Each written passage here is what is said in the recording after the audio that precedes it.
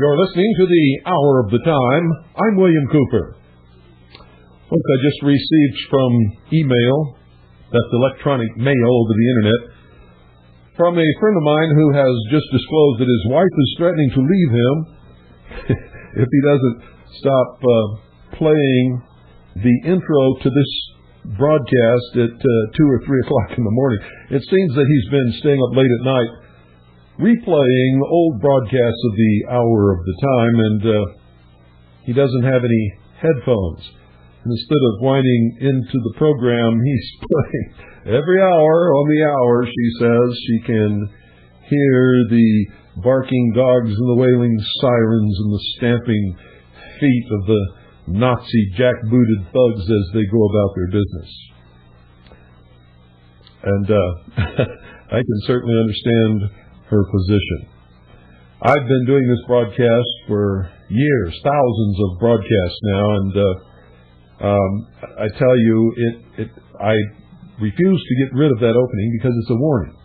It's how things are going to be if we don't wake up and stop it now. And it's almost too late, folks. It really is.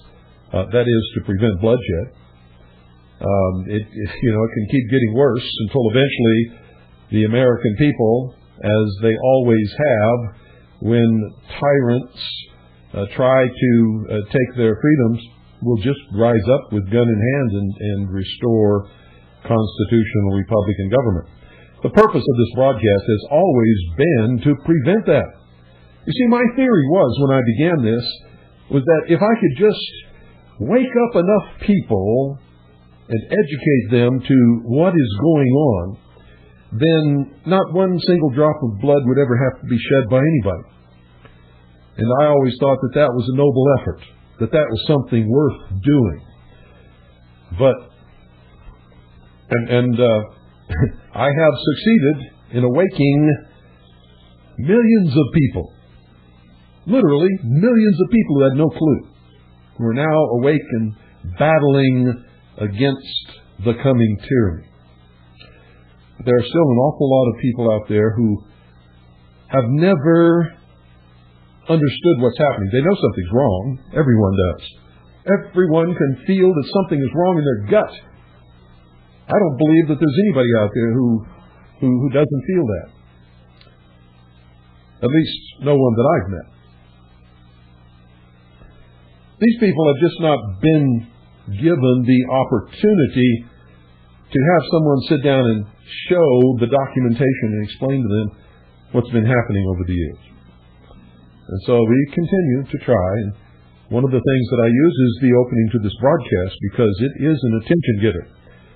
And when I was on WWCR, which was a loud, clear signal that was broadcast all around the world, a lot of people just drifting through the shortwave frequencies were captured when they heard of that sound. So, while I certainly understand her concern, having to listen to that through the night, and I've advised my friend, don't do that at night. Do it sometime when she's not trying to sleep, or go down and spend $20 for a set of headphones. But we will keep it. It was suggested that I get a new intro to the broadcast. I can't do that. This fits perfectly, and it tells it like it is. Now, don't go away. I'll be right back with a whole bunch of stuff that you're going to find terribly interesting if you care about the United States of America, if you care about living in freedom.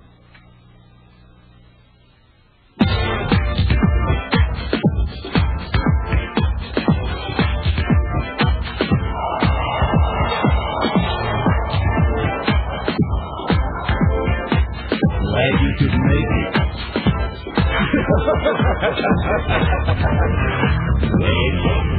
New world order.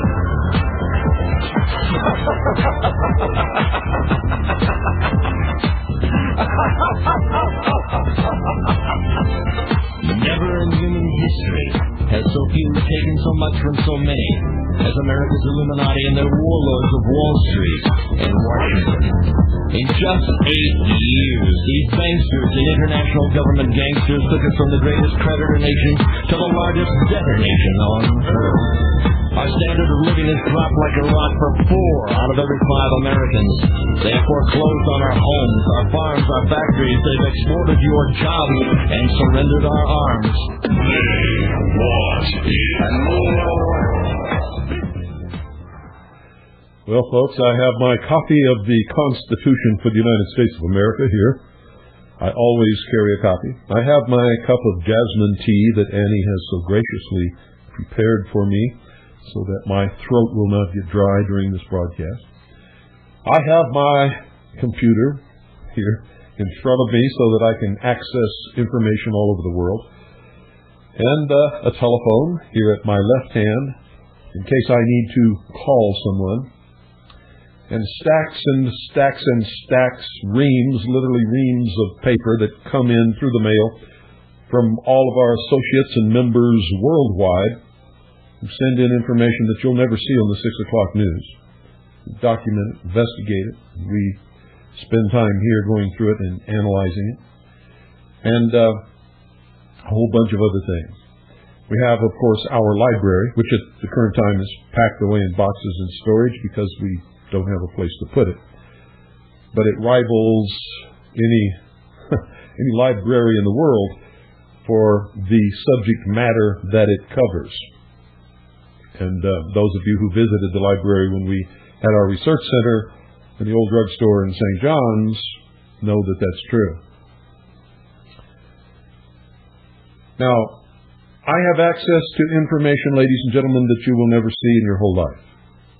I have access to information that is suppressed, that you will never hear or see on the 6 o'clock news by Dan Rather-Not, the talking head that gets paid $2 million a year just to keep from telling you the truth. Haven't you ever wondered why these guys get such a big salary for sitting in front of a television camera looking pretty and not sweating on their collar and reading from a teleprompter something that someone else wrote?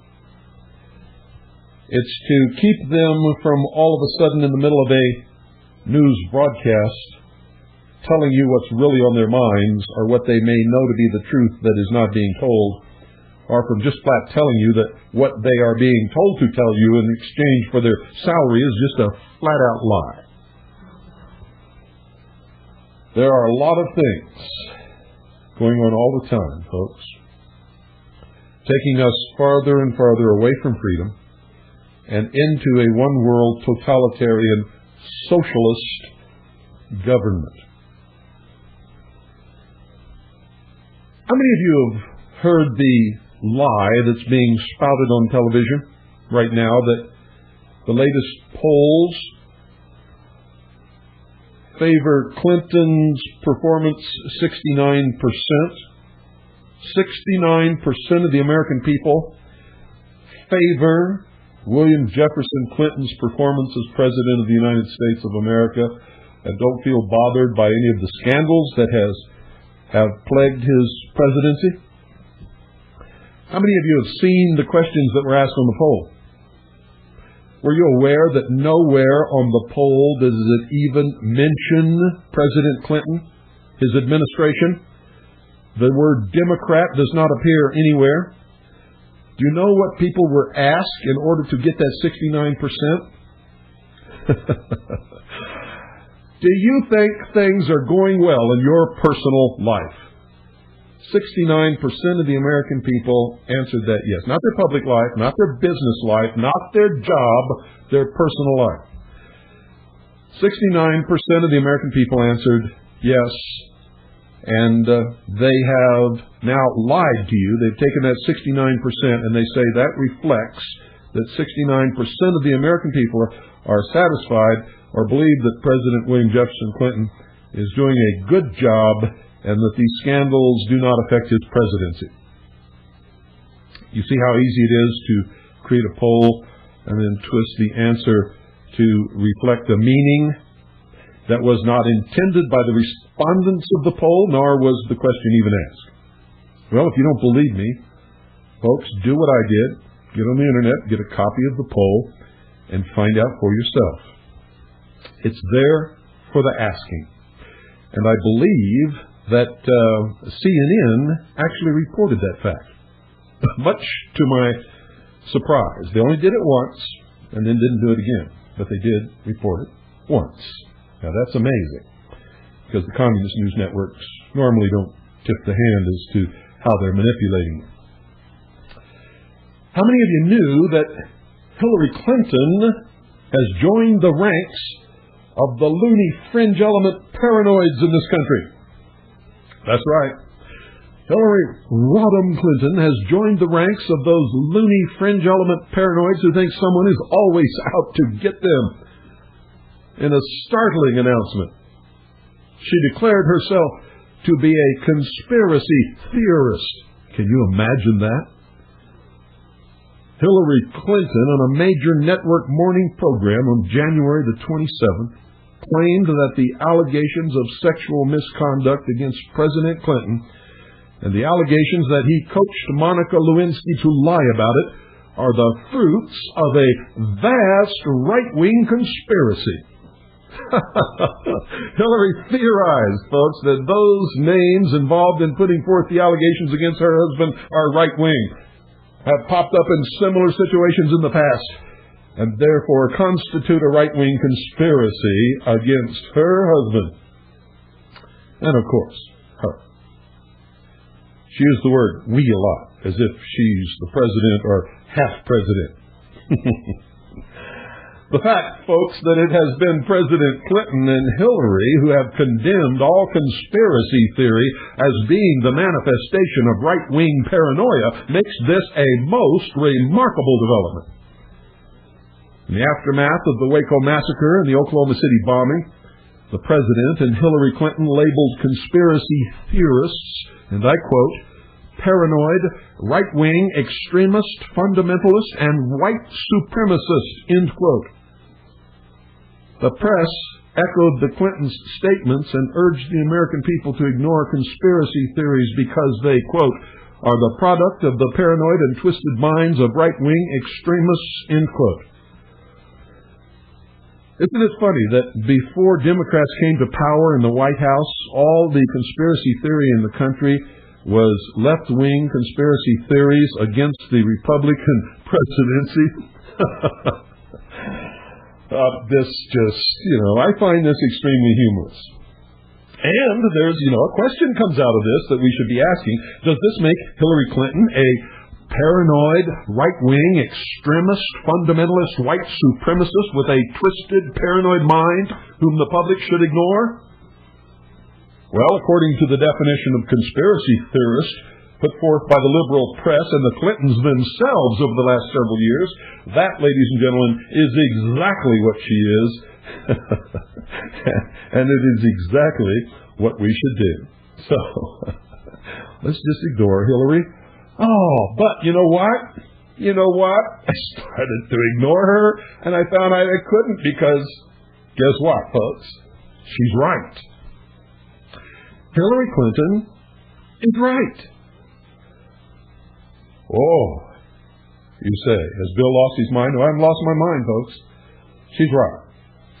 The power behind the Sex and Lies scandal has been exposed by the Veritas News Service. That's our organization, folks. We were the first ones who broke the story. We broke the story before anybody else even thought about it. On February the 1st, we broke the story. And the people who live in the Round Valley of Arizona have already heard this, the ones who listen to 101.1 FM. Our sources, and we have many, within the United States military intelligence community, folks, many of them are still loyal to the Constitution and the Bill of Rights and help us out tremendously.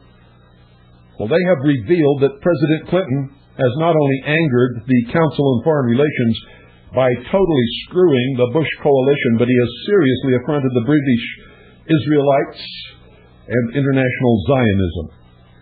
And that, they say, is the source of his present difficulties. Moreover, the president does not seem to have a clue. He compounds this mistake of his, or is he doing it on purpose, maybe, and just pretending that he doesn't have a clue?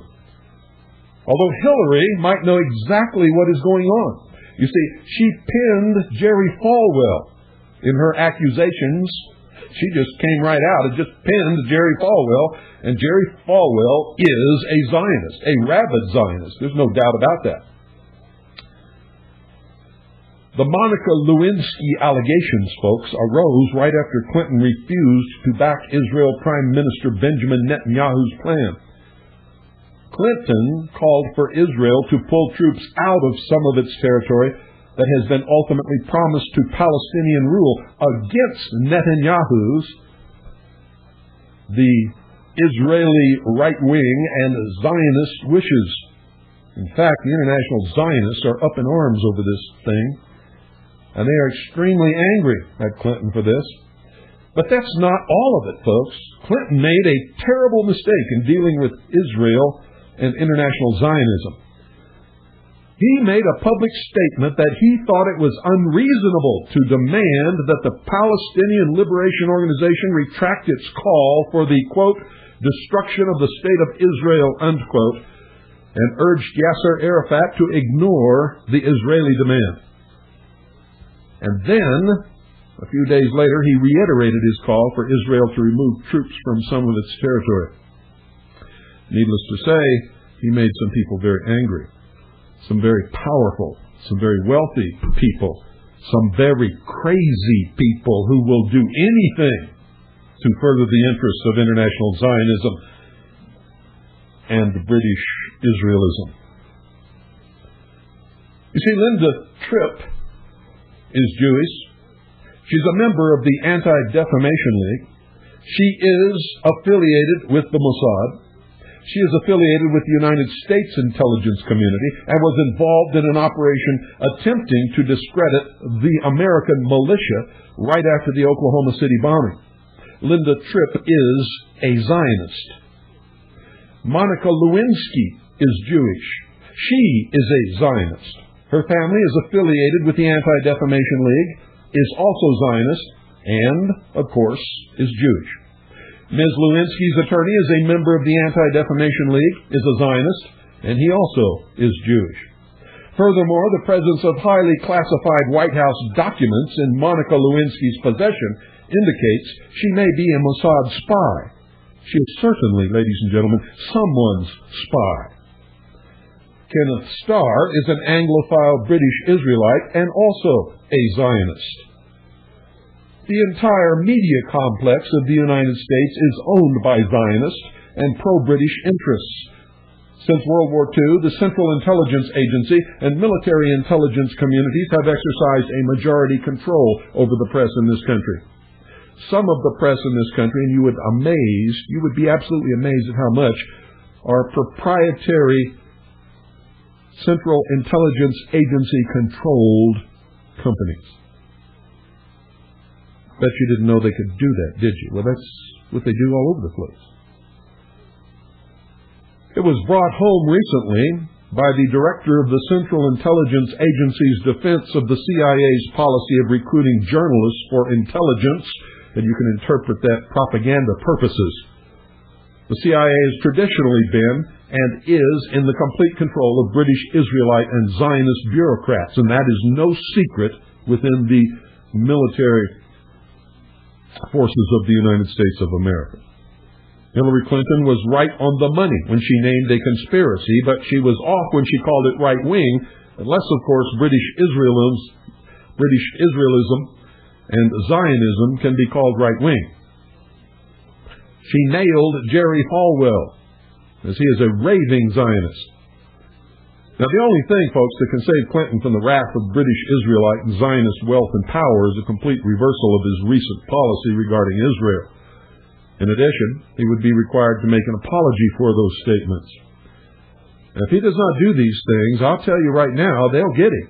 If not with Monica Lewinsky, then with something or someone else. And if you want to find out how they do that, go to our webpage at harvest-trust.org and go down on the front page until you find Majesty 12 and click on that. Read it. Give you an explanation on how they control politicians. That's harvest-trust.org. Then go down our homepage until you find Majesty 12. It's all run together. There's no space between Majesty and 12. And click on that and then read it. That'll tell you how politicians are controlled and why some politicians get elected and others don't. This appears, folks, to be the best explanation yet why the liberal press is crucifying the president that they have gone to so much trouble to protect all during his presidency. I mean, they've always lied for this guy. They've covered up for him. They've done everything to prevent the American people from finding out the truth about this guy and what he's done in his life. And now, all of a sudden, they're out to get him with a vengeance, like sharks feeding on chum thrown in the water. For those of you who've never been fishing, chum is you catch a little fish, you chop him all up in little bitty pieces, you throw him in the water to attract some big fish and hope you catch him. Oh, yes. Isn't it amazing? Hillary Clinton, a conspiracy theorist. This is just absolutely amazing, folks. It's more than amazing. It is, it's incredible. Never thought I'd see the day. But here it is. There it was. When she did it. January the 27th. Now, in the next few days, we're going to be talking an awful lot about the right to keep and bear arms, the second article in amendment to the Constitution for the United States of America, which most people don't even know, along with the other 9 articles in amendment, making up the 10, or the first 10 articles in amendment, known as the Bill of Rights, are actually a part and parcel of the Constitution for the United States of America. They're not something that was tacked on later. The Constitution could not and would not be adopted by the states, the first 13 states, unless they were added as an integral part of the Constitution. Most Americans don't even know that the Bill of Rights has a preamble, and the preamble spells out exactly why those 10 articles in amendment were added to the Constitution to be a part of the Constitution, because most people who print these things omit it. And they do that on purpose, along with changing the capitalization of words and inserting or taking out punctuation, which should be a criminal act because they're screwing with the law. Punctuation changed the meaning of the law, and so does the presence or absence of a capital letter at the beginning of a word.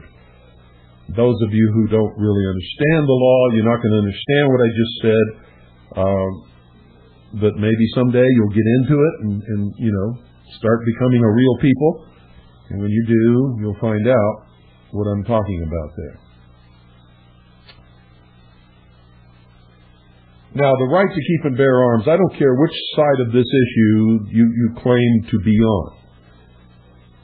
When you get into the law, there isn't a side of the issue. Intent is everything in the law. And when you read the purpose and intent of the Founding Fathers, ladies and gentlemen, there is only one conclusion that can be reached. They didn't keep it any secret. They wrote extensively about the second article and amendment, the second article of the Bill of Rights. And so It's very easy to discover what the intent was when the law was written. And whatever the intent was, is, and always will be, the law. And so you can't come up, 200 years later and say that the law means something else against the intent of the people who actually wrote and passed the law. In this case, the supreme law, the law of laws. It is the United States government. And anything that goes against it is not. Is subversive, as a matter of fact. Isn't it incredible how things get twisted? Wrong becomes right and right becomes wrong over the years. And it's all done with propaganda. If you tell people a big enough lie often enough, they come to believe it. Because most people never, ever, ever check into anything to discover for themselves what's right and what's wrong. If they didn't learn it in school, by the time they get out of school, whatever their level of schooling was, then they're not going to go back and touch it again for the most part. Now, there are some people who certainly don't fit that mold. But there are an awful lot of people who do.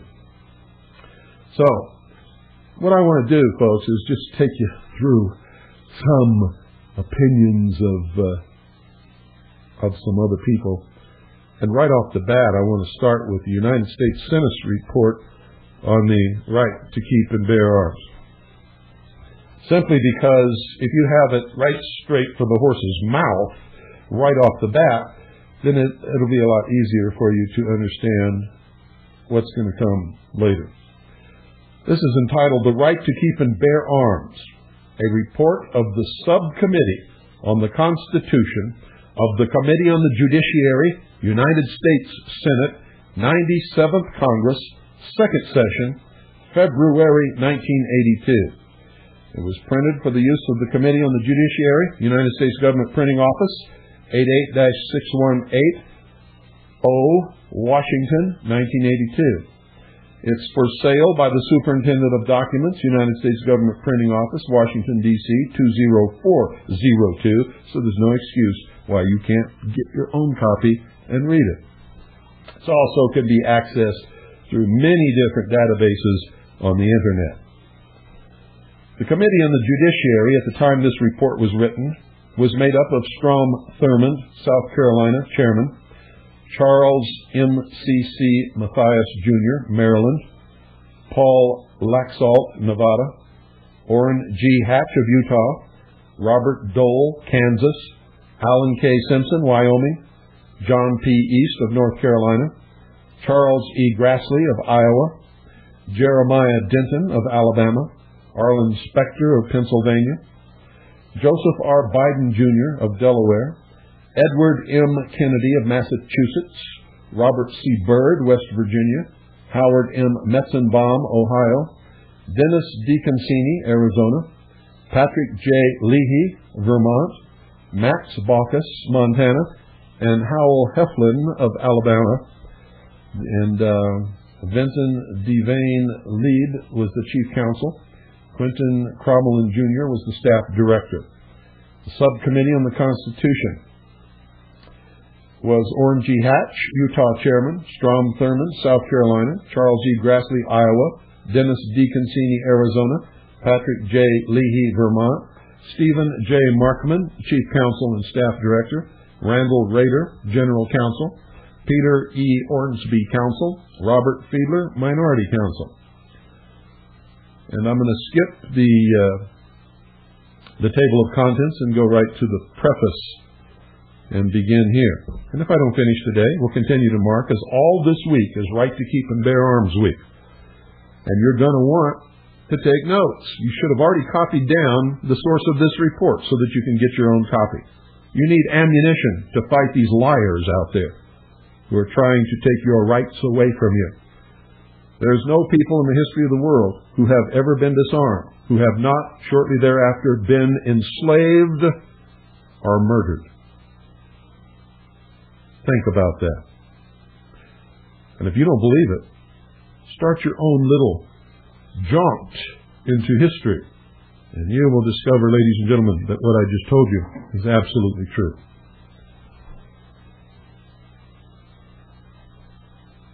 I quote from the report, "To preserve liberty, it is essential that the whole body of the people always possess arms and be taught alike, especially when young, how to use them." End quote. Richard Henry Lee, Virginia delegate to the Continental Congress, initiator of the Declaration of Independence, and member of the First Senate which passed the Bill of Rights. Quote, "The great object is that every man be armed. Everyone who is able may have a gun." End quote. Patrick Henry in the Virginia Convention on the Ratification of the Constitution. Quote, "The advantage of being armed the Americans possess over the people of all other nations, notwithstanding the military establishments in the several kingdoms of Europe, which are carried as far as the public resources will bear, the governments are afraid to trust the people with arms." End quote. James Madison, author of the Bill of Rights, in his Federalist paper number 26.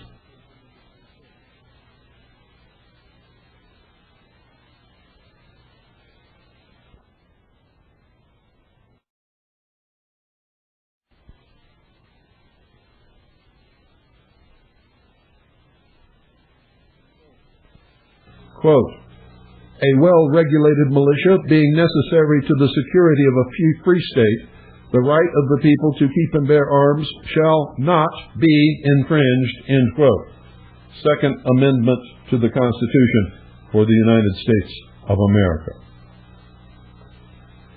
Now this preface, ladies and gentlemen, was written by Orrin G. Hatch from Utah. He was the chairman of the subcommittee on the Constitution, and he wrote this on January the 20th, 1982.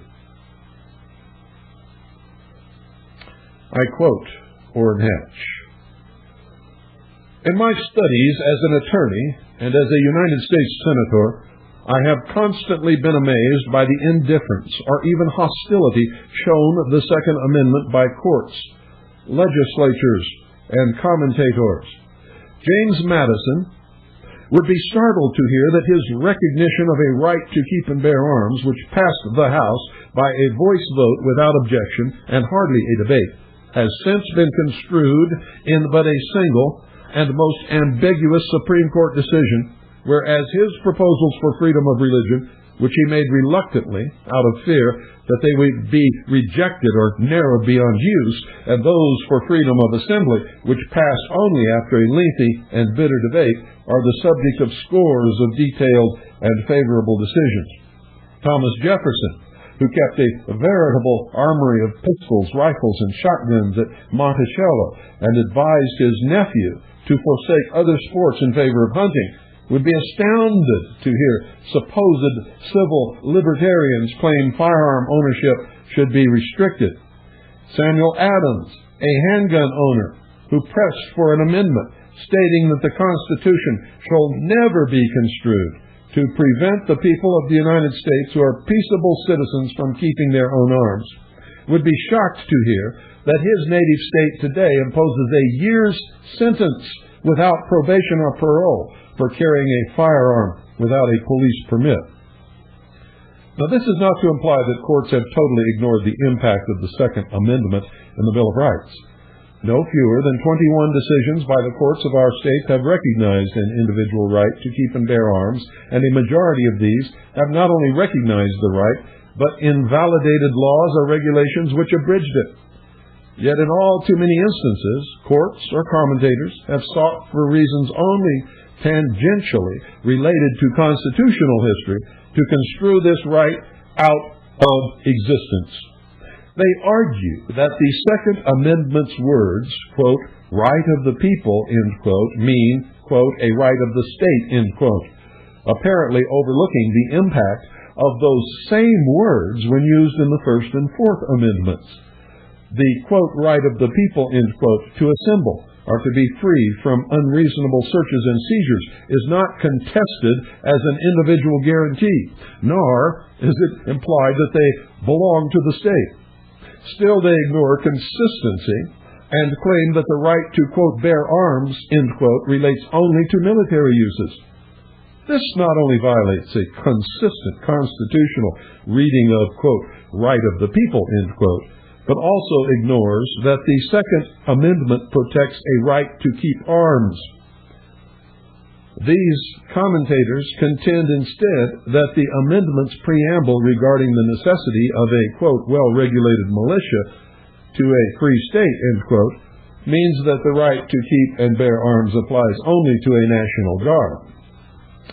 Such a reading fails to note that the framers used the term, quote, militia, end quote, to relate to every citizen capable of bearing arms, and that Congress has established the present National Guard under its power to raise armies, expressly stating that it was not doing so under its power to organize and arm the militia. When the first Congress convened for the purpose of drafting a Bill of Rights, it delegated the task to James Madison. Madison did not write upon a blank tablet. Instead, he obtained a pamphlet listing the state proposals for a Bill of Rights and sought to produce a briefer version incorporating all the vital proposals of these. His purpose was to incorporate, not distinguish by technical changes, proposals such as that of the Pennsylvania minority, Sam Adams, or the New Hampshire delegates. Madison proposed, among other rights, quote, that right of the people to keep and bear arms shall not be infringed, a well-armed and well-regulated militia being the best security of a free country, but no person religiously scrupulous of bearing arms shall be compelled to render military service in person, end quote. In the House, this was initially modified so that the militia clause came before the proposal recognizing the right. The proposals for the Bill of Rights were then trimmed in the interests of brevity. The conscientious objector clause was removed following objections by Elbridge Gerry, who complained that future Congresses might abuse the exemption to excuse everyone from military service. The proposal finally passed the House in its present form, quote, a well-regulated militia being necessary to the security of a free state, the right of the people to keep and bear arms shall not be infringed, end quote. In this form, it was submitted into the Senate, which passed it the following day. The Senate, in the process, indicated its intent that the right be an individual one, for private purposes, by rejecting an amendment which would have limited the keeping and bearing of arms to bearing, quote, for the common defense, end quote. The earliest American constitutional commentators concurred in giving this broad reading to the amendment. When St. George Tucker, later Chief Justice of the Virginia Supreme Court, in 1803, published an edition of Blackstone annotated to American law, he followed Blackstone's citation of the right of the subject, quote, of having arms suitable to their condition and degree, and such as are allowed by law, end quote, with a citation to the Second Amendment, quote, and this without any qualification as to their condition or degree, as is the case in the British government, end quote. William Rawls' view of the Constitution, published in Philadelphia in 1825, noted that under the Second Amendment, quote, the prohibition is general. No clause in the Constitution could by a rule of construction be conceived to give to Congress a power to disarm the people. Such a flagitious attempt could only be made under some general pretense by a state legislature. But if in blind pursuit of inordinate power either should attempt it, this amendment may be appealed to as restraint on both, end quote. The Jefferson Papers in the Library of Congress show that both Tucker and Rawls were friends of and corresponded with Thomas Jefferson. Their views are those of contemporaries of Jefferson, Madison, and others, and are entitled to special weight. A few years later, Joseph Story, in his commentaries on the Constitution, considered the right to keep and bear arms as the palladium of the liberties of the Republic, which deterred tyranny and enabled the citizenry at large to overthrow it should it come to pass. Subsequent legislation in the Second Congress likewise supports the interpretation of the Second Amendment that creates an individual right. In the Militia Act of 1792, the Second Congress defined, quote, militia of the United States, end quote, to include almost every free adult male in the United States. These persons were obligated by law to possess a firearm and a minimum supply of ammunition and military equipment. This statute, incidentally, remained in effect into the early years of the present century as a legal requirement of gun ownership for most of the population of the United States. There can be little doubt from this that when the Congress and the people spoke of a militia, they had reference to the traditional concept of the entire populace capable of bearing arms and not to any formal group such as what is today called the National Guard. The purpose was to create an armed citizenry, which the political theorists at the time considered essential to ward off tyranny. From this militia, appropriate measures might create a well-regulated militia of individuals trained in their duties and responsibilities as citizens and owners of firearms. If gun laws, in fact, worked, the sponsors of this type of legislation should have no difficulty drawing upon long lists of examples of crime rates reduced by such legislation. That they cannot do so after a century and a half of trying, that they must sweep under the rug the Southern attempts at gun control in the 1870 to 1910 period, the Northeastern attempts in the 1920 to 1939 period, the attempts at both federal and state levels in 1965 to 1976, establishes the repeated, complete, and inevitable failure of gun laws to control serious crime. Immediately upon assuming chairmanship of the subcommittee on the Constitution, I sponsored the report which follows as an effort to study, rather than ignore, the history of the controversy over the right to keep and bear arms. Utilizing the research capabilities of the Subcommittee on the Constitution, the resources of the Library of Congress, and the assistance of constitutional scholars such as Mary Karen Jolly, Stephen Halbrook, and David T. Hardy, the Subcommittee has managed to uncover information on the right to keep and bear arms, which documents quite clearly its status as a major individual right of American citizens. We did not guess at the purpose of the British 1689 Declaration of Rights. We located the journals of the House of Commons and private notes of the Declaration's sponsors, now dead for 2 centuries. We did not make suppositions as to colonial interpretations of that Declaration's right to keep arms. We examined colonial newspapers which discussed it. We did not speculate as to the intent of the framers of the Second Amendment. We examined James Madison's drafts for it, his handwritten outlines of speeches upon the Bill of Rights, and discussions of the Second Amendment by early scholars who were personal friends of Madison, Jefferson, and Washington, and wrote while these still lived. What the Subcommittee on the Constitution uncovered was clear and long lost. Proof that the Second Amendment to our Constitution was intended as an individual right of the American citizen to keep and carry arms in a peaceful manner for protection of himself, his family, and his freedoms. The summary of our research and findings forms the first portion of this report. In the interest of fairness and the presentation of a complete picture, we also invited groups which were likely to oppose this recognition of freedoms to submit their views. The statements of 2 associations who replied are reproduced here following the report of the subcommittee.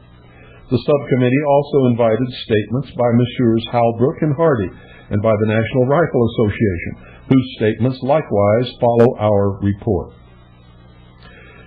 When I became chairman of the Subcommittee on the Constitution, I hoped that I would be able to assist in the protection of the constitutional rights of American citizens, rights which have too often been eroded in the belief that government could be relied upon for quick solutions to difficult problems. Both as an American citizen And as a United States Senator, I repudiate this view. I likewise repudiate the approach of those who believe to solve American problems you simply become something other than American. To my mind, the uniqueness of our free institutions, the fact that an American citizen can boast freedoms unknown in any other land, is all the more reason to resist any erosion of our individual rights. When our ancestors forged a land conceived in liberty, they did so with musket and rifle. When they reacted to attempts to dissolve their free institutions and establish their identity as a free nation, they did so as a nation of armed free men. When they sought to record forever a guarantee of their rights, they devoted one full amendment out of 10 to nothing but the protection of their right to keep and bear arms against government interference. Under my chairmanship, the subcommittee on the Constitution will concern itself with a proper recognition of and respect for this right most valued by free men. Signed, Orrin G. Hatch, Chairman, Subcommittee on the Constitution, January 20th, 1982. Isn't it funny, ladies and gentlemen, that when a group of men got together in Montana and called themselves free men, the American people thought they were some kind of wackos. This country was founded by free men. The title Freeman was passed on to the posterity of the founding fathers so that men could be and would be free men in this country forever. And that if anyone attempted ever to change that, they wrote a guarantee in the Constitution for the United States of America, recognizing the right of the people to keep and bear arms, to use against their own government, should that government become oppressive or become tyrannical in their application of government toward the people. They wrote a Constitution and a Bill of Rights as a contract between the states and the federal government, which they created. They gave to this federal government some very, very small and very limited powers. They restricted the federal government, ladies and gentlemen. And they gave to the states or to the people all other powers not specifically prohibited by the Constitution nor reserved for the federal government. If the states fail to take those powers and prohibit them to the people, then the powers pass from the states to the people and remain in the hands of the people. This government, this constitutional Republican government, not this democracy that you hear everybody expounding upon all across the land, and whenever you hear them use that term, you know you're listening to an idiot who knows absolutely nothing about the United States of America. This constitutional republic was founded by, of, for the people. This government is, always has been, and always will be, the people.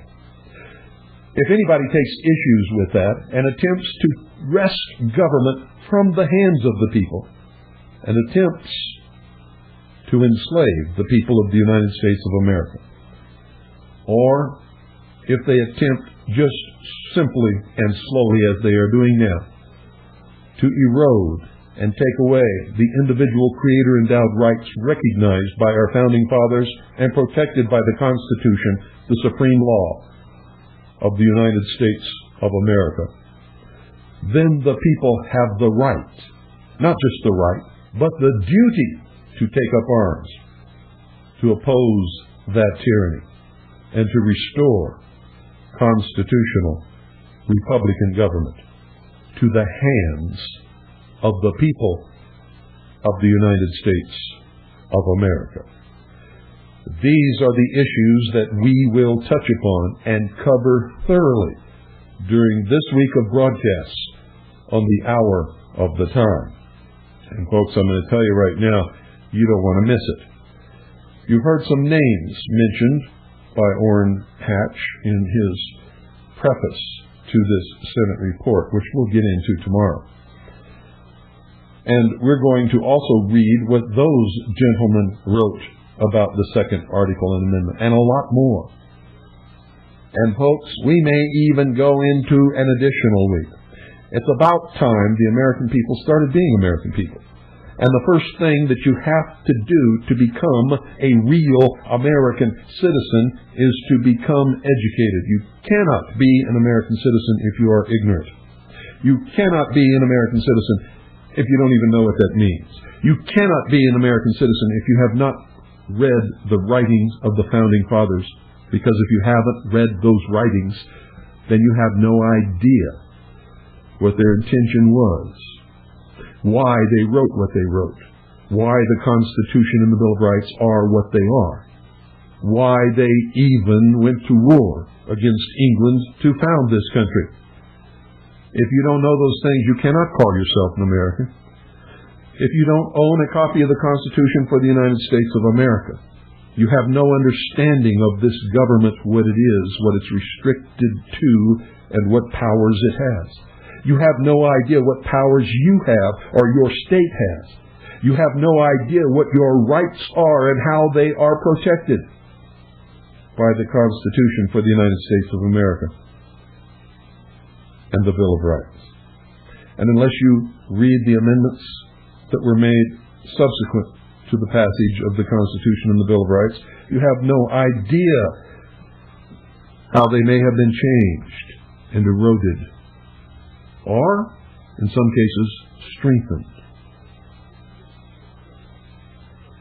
If you don't possess, if you don't own a copy of the Constitution for the United States of America, if you don't understand it and you can't quote from memory what's in it, there is no way in the world, ladies and gentlemen, that you can call yourself an American citizen. At best, you're just an ignorant person stumbling around, bumping into trees and wondering why. How'd that get there? I never saw it before. Or you're one of these people who are always spouting off about your constitutional rights when you don't even know what they are. Never read the Constitution in your life and don't even understand that you don't have any constitutional rights. You have creator-endowed rights recognized and protected by the Constitution for the United States of America, the Bill of Rights, and the amendments thereto. If you don't know those things, you are a slave to whoever knows enough to convince you what to think about what you have or what you don't have. The first step in your education in the right direction, ladies and gentlemen, is to turn off your television set and leave it off. If you really want to know the truth about the television set and what you should do with it, if you have a small child around 2 years or 3 years old, give that child a hammer and give that child your television set and tell him to play with it for a couple of hours. Leave the child alone. When the child gets finished with that television set, you will be better off. You will be richer in spirit. And probably for the first time in your life, your family will sit down and talk to each other instead of sitting down in silence staring at the screen of the great brainwashing machine of the socialist, totalitarian world government that is coming. Think I'm kind of tough on you? Well, somebody's got to be, folks. We're running out of time. You see, there just isn't any time left to sit down and tell you that you're all sweet, wonderful, great people, and you're so intelligent, and you have this great education, and you're all Americans, so you can't be bad and all that kind of stuff, because it just isn't true. In fact, that's pablum gobbledygook that people have been feeding you that's led you into the stupor in which you find yourselves now. What you really need, most of you, what you really need to jar you out of your apathy, your complacency, and your ignorance is for somebody to come up with a 2x4 and just smack you upside the head as hard as they can to get your attention. So, since I can't go around smacking you with a 2x4, I smack you with words through the airwaves, hoping that it will make you mad enough to get up off your butt and go to the library, or go to the U.S. government printing office, or go to a federal repository and just try to prove me wrong.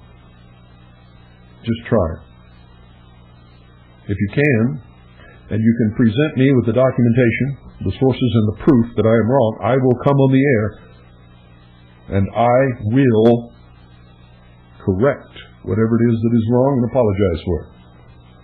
However, what's bound to happen, and every once in a while somebody does find that I've said or researched something and arrived at the wrong outcome, and so I have made some apologies over the air, folks.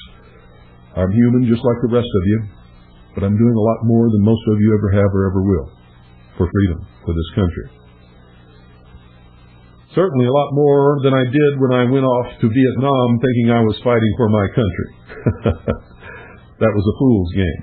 Now I'm in my country, really fighting for my country. Mostly what you will discover is that I am right. And when you discover that, you will become an ally in this battle.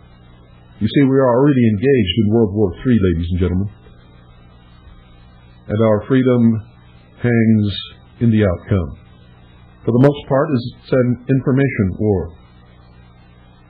You're being bombarded with lies, deceptions, misinformation, erroneous beliefs.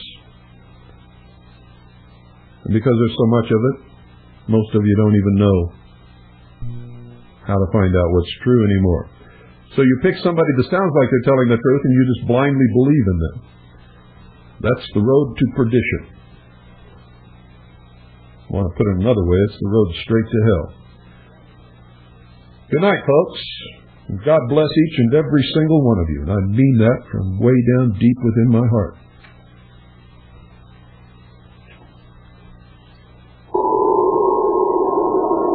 All of a sudden, in the middle of the night, there's a loud knock on your door. Hey, honey, something's not right. Throw out your arms. Step on past it. We're here from the government. We're here to help you. And I'm from the IRS with a power to tax. If you've got a complaint, pay us a tax. Get out of this house. Serve your guns.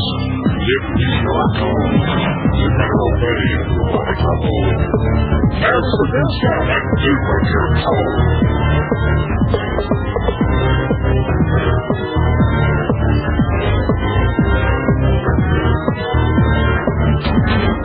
Hillary Salala, Reno Janet Dyke, reading the words of General Albert Pike, demonic founder of the Ku Klux Klan, engineer of the Masonic Master Plan. Pike said Lucifer is God across this land, and Clinton saying take the mark in your right hand. While we're all dancing to the drums of the Fourth Reich, Clinton's preparing it for another huge attack. Order out of chaos, depression, inflation, create the panic and rape the nation. Crisis creation, incite black and white, program agitation. Don't make sense. You're surrounded by the UN in white and blue, the ATF, the men in black, of the One World Order. But it's not new. Iron Mountain, computer beasts, and cattle mutilations. Black projects, UFOs, and weird genetic combinations. The Nazi doctors didn't die? Come on, get hip. They came here with the OSS through Operation Paperclip. National ID? Debit card? Yeah. Vaccination biochip, milk carton kits, genetic engineering. Clinton says her health plans for you and your own good. Sure. And Adolf Hitler's Robin Hood. The sonic mind manipulation, inciting riots is crisis creation. Biochip implants. You're listening to 101.1 FM Eager. Classic radio, like you always wished it could be.